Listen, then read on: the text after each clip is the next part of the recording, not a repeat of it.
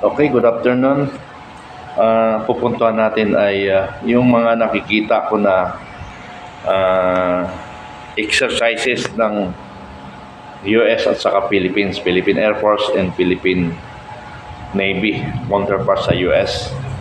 Ang ganda ng lipad ng mga Air Force and Philippine Air Force at saka US Air Force, what I mean. Ito ba ay paghahanda sa nalapit na Third World War or exercise lang talaga? Sa palagay nyo kaya tutulong ito sa atin, ang US? Tutulong kaya ito ang US sa atin? At yung Philippine Navy at saka US Navy nag-exercise. Ang gandang tingnan. Pero tingnan lang yon. Ang katanungan dito, tutulong ba sila sa atin? Yun yung malaking tanong. So tayo sana, sa Pilipinas, ay maghanda na rin tayo. Hindi ko nakikita ang gobyerno natin na humahanda talaga. So meaning, kung hindi naghahanda, so ano yung sinasabi ng ating Pangulo na nakipag-alyansa sa US para kasakaling tayo lusobin ng China ay tutulong ang US? So yun yata yung kanilang mga exercises. Yun siguro ang pinagmamalaki ng ating Pangulo, yung US. Kaya nga meron tayong mga exercises na ito yata daw ang pinakamalaking exercises ng Pilipinas at ng US, dahil sa hindi ko malaman kung pangatlo o pangalawa sa balikatan exercise, nakasama ako diyan. Ang nasalihan namin ang training ng Special Forces by air, by land and by water. Sa water hindi kami nakapag-practice, pero yung by land and air nakapractice kami dahil sa airborne at saka yung sa combat, sa unconventional warfare, na train kami dyan. 1 month kami na train ng US Special Forces. So kung alam nyo ang estratehiya ng Special Forces, kompleto kami. Mayroon kaming weapon specialist, mayroon kaming medical specialist, may radyoman kami. Nabanggit ko na yung medical, mayroon kaming demolition specialist, intelligence and operation. So, yan yung mga specialization bawat isa sa amin. Now, sa pag-operation, ang ginagamit apply namin yung sa Ranger. Ranger ang ginagamit namin pag-apply ng combat operation. But, kaya mayroong mga specialization sa amin. It because we are elite soldier to train our citizenry in the Republic sa ating bansa. Sa amin nakatalaga ang Pilipino in time of war. Sa amin nakatalaga ang pag-train ng mga citizenry. Yan yung mission ng Special Forces. Pupunta kami sa isang village, iti-train namin sila para magdepensa. Yun yung aming specialty. Now, kung combat operation, ang ginagamit namin yung sa Ranger tactics. Okay. Ngayon, ang pinag-aaralan sa exercise ngayon, more on air and water ang training ngayon. Pero although mayroong land rin. Katulad sa mga unconventional, may ginagamit sa land. Pero air, land, water rin yung ang exercises ngayon. Para yung sa conventional warfare. Ano ba yung conventional at saka unconventional? Para sa mga hindi nakakalam, yung conventional, ito yung mga ginagamit according to book. Sa libro ginagamit yun. kung ano yung principle of war ginagamit sa international sa buong mundo. So may mga ina-apply diyan. Paano yung sa conventional warfare ginagamit? Paggamit ng mga yung mga weapons ng mga equipment. But yung unconventional, although nasa libro yun kasi pag nagtuturo, pero tinuturo yun out of the book.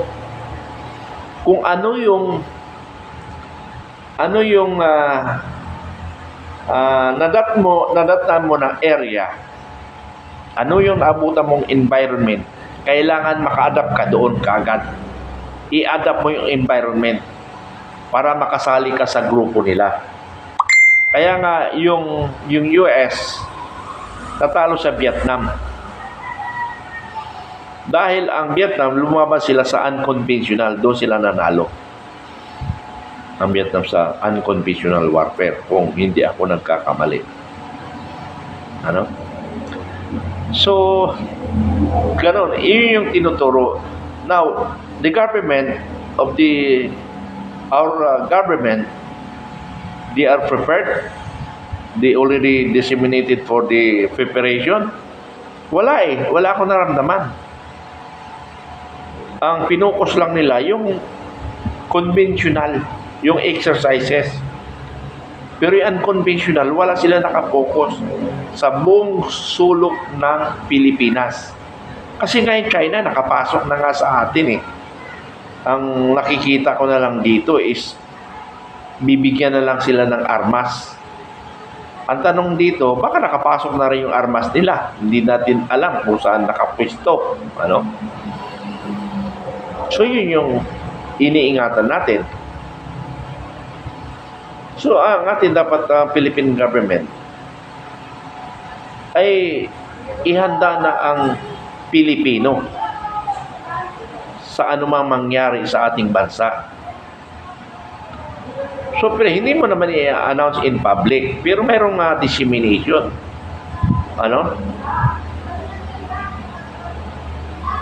So, beer alarming naman kung sasabihin natin na yung mga malapit sa major camp, kailangan mag-evacuate na kayo. Ang tanong ngayon, kailan natin sasabihin kung nagliliparan na nga yung mga missile? Ganun bang ibig sabihin natin? So, dapat yung tinatawag na awareness, di ba? Naka-ready tayo sa disaster plan. Disaster. So, pwede nating isabay doon sa disaster. Ano mga disaster? Yung bagyo, typhoon, earthquake, man-made. Ito man-made, gera na. So, yung bagay na yun, pwede mong ipagsabay-sabay lahat ng mga exercises na yan para maging aware ang Pilipino. Ganon. Mahirap tayong huli. Nakakomprot na tayo sa gera sa China. Nangyari na sa Israel. Ang Israel, mabuti nga Israel, kahit ready sila napasukan pa rin sila Di ba? Ready na sila. They are always ready for war. Kasi may attempt sa kanila. Anong nangyari? Napasok pa rin sila. Mabuti yung Ukraine ay dandahan biglang pumutok. Pero ganun rin. Pero yung Ukraine, according to my information, pumasok ang US Special Forces doon sa Ukraine. Na nagkasundo lahat ng politisyan na turuan lahat ang kanilang citizenry pakipaglaban. So walang pumasok doon ang US Special Forces. Sila ang pumasok doon para i-train ang mga Ukrainian laban sa Russia. So ganun yan. So dito, ewan ko lang kasi tapos na ako. Pero nung sa aming class, sa SPOC 28, SIDOC Class 1, mabuti din natuloy, SIDOC Class 1. 1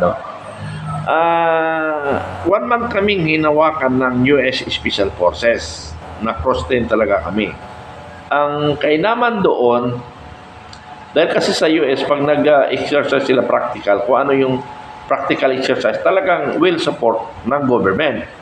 Katulad lang ng demolition. Magsawa kami kapaputok ng Claymore Mine kung ano mga demolition dyan. Sa baril. Nabalik tuloy ako sa kwento sa baril. Sa lahat ng hindi ko matanda kung 20 firearms, classic firearms yung pinutok namin. Doon sa mga assault rifle, ito yung nakakatawa sa assault rifle. Ang bawat isa sa amin kung hindi 50 rounds sa isang baril or 100 rounds. Ang Tagalog rin, mga Pilipino rin na sundalo. Nakakatawa eh. Load. Kung 100 rounds yun, ang niloload lang 70. Wala 30. Kaya nagtataka yung US Special Forces. Bakit? Bakit dali maubos? Nagtataka sila. Nakahalata yata yung US Special Forces. Sila na rin ang naglalagay ng bala. Kasi bawat lagay doon, may tago. Tinatago. Cabanatuan City yun. Tapos paglabas namin sa Cabanatuan City, may pira kami, binibenta namin yung bala. Hindi pa gano'ng mahigpit doon. Nagbibigta kami ng bala. So, ganun ang Pilipino. Nagtataka yung US Special Forces. Ba't sandali lang yung assault namin? Pag assault, naubos ka agad yung bala. 100 rounds yun eh. Kung 100 rounds yun, hindi ko lang matanda kung 100 rounds o 50 rounds. Pero basta alam ko, marami. Klaseng baril. Pati yung AK-47, subok rin namin yan. Yung AK-47 at saka Armalite, grabing sumipa ang AK-47. Ito may malaking bala eh. Pero pag tumama, dito ka na, delikado ka sa Armalite. Di ba lang tamaan ka ng AK-47, wag lang sa Armalite. Kasi pag sa Armalite, tinamaan ka sa hita, sa liig lalabas. Yung dinaanan, yung bituka mo, parang kinagod. Kinagod yung kwan mo. Patay ka talaga kasi ihahalo kain lahat yung laman loob mo eh. Unlike sa AK-47, tinamaan ka sa hita, tagos doon, pang ka lang, puto lang pa mo, buhay ka pa. Pero sa Armalite, tinamaan ka sa hita, sa liig lalabas, patay ka ngayon. Kaya mas mahirap ang Armalite. The most effective rifle is Armalite. Kung ang pinag-uusapan light weapon, Armalite talaga effective. Wala nang ibang tatalo dyan sa Armalite. Kasi nga sa important, tamaan ka sa hita, putol ang paa mo. Pero sa Armalite, hindi man putol ang paa mo, pero buhay mo nawala. Bisa lalabas sa likod mo. Hindi intro ang Armalite. Never mag-true intro ang Armalite.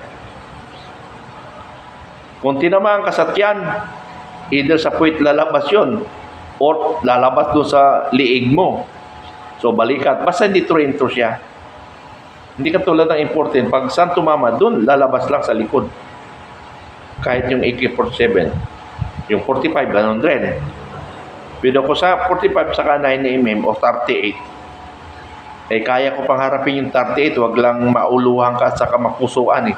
Kaya mong banggain yung 38 o kaya 9mm. Pero sa important, wag mo nang banggain kahit sa katamang tumba ka talaga. Okay, so much for that. Balik tayo uli sa sinasabi ko. So, kaya nga kami ni Captain Dado, nag-organize kami. Nag-uusap kami paano namin organize ang guerrilla. So, yung mga tumatawag sa akin, pinaghanda ko rin sila na prepared tayo sa guerrilla. Basta ang impala ka dito, pag once nag-order na national down to barangay, may dissemination ka kaagad. In one day, nakadisseminate hanggang doon sa mga barangay. Kasi high-tech naman tayo, may mga cellphone dati, noon, walang communication, mahirap talaga. Ngayon, cellphone lang naman ang communication ngayon. So, sana paghanda natin. Kung ang government ay hindi nakahanda, tayo, i-condition ang isip natin, paano halimbawa nagbiglang gera, saan mo dadalhin yung pamilya? Pamilya kaagad. Pamilya kagad. Pag malapit ka sa major camp, umalis ka na sa lugar mo. Umalis ka na. Kasi, ang unang babagsakan dyan, yung mga major camp. Sigurado ka bang tatama ka agad dyan sa major camp? Hindi. Kasi nga, kanyonero kasi ang natapos ko sa advanced infantry. Kanyonero, pero practice sa infantry. Bago, may forward observer yan. So, binigay ang location. Release, putok. Kulang. Add ngayon. Add ganito. Add 50. Left 50. Ganon. So, mag-move yan. Add. Kung kulang, kung nandito yung target at kulang, nandito tumama. So, add. Up left, kasi nandito. Mag-minus siya pag ano, para dito. Ngayon, sumobra. Doon sa kabila, sumobra. Minus na naman. Left and right. So, minsan, bago masintrohan talaga, for example, sabihin natin yung Aguinaldo. Bago masintro yung Aguinaldo, sa mga kabilaan pa tatama yan. Unless, talagang computerized na talagang yun talagang location. Pero may pagkakamali pa rin. Lalampas pa rin yan. Or kulang. Or pumakaliwa o kumanan. So, ang una natin gawin is umalis kagad sa lugar na yon kung gera na. Huwag mo na isipin yung bahay mo. Kasi yung bahay mo, pwede mo pambalikan. Ngayon, kung nawala ka, kahit hindi, wala, iba nang makinabang ng bahay mo. Di ba? Pero, pag umalis ka, anong dala mo? Siyempre, ang dala mo, kung may kulambo unang dadalhin mo, tsaka kumot. Yun yun. Pero survival nga, di pagkain, bigas, dilata, noodles, at saka posporo. Yun ang dapat unahin mo. Bigas. Wala di bali na walang sardina, basta may bigas. Kahit paano mayroong kalipasok sa tiyan mo. Di ba? Priority ang bigas. Tapos posporo. Yan ang Pilipino, bigas posporo. Tubig, problema. Haganap ka ng sa tabing mga punong kahoy. Doon talaga may tubig yun. So yun ang priority, bigas. Sumunod, dilata, noodles. Ngayon, walang pera, kapos. Bigas lang ihanda mo. Tsaka kaldero, tapos na. Yung plato, kahit wala ng plato, basta may kaldero. Pero yung bigas, mayroon pa rin paglutuan yung mga puno ng kawayan. Pwedeng magluto doon sa kawayan. Plato, maraming plato. Yung saging, dahon. Di ba? Okay, napansin ko lang kasi na nagbukas ako ng cellphone. Tangan natin, pag tinignan ko yung Air Force, talagang gagaling.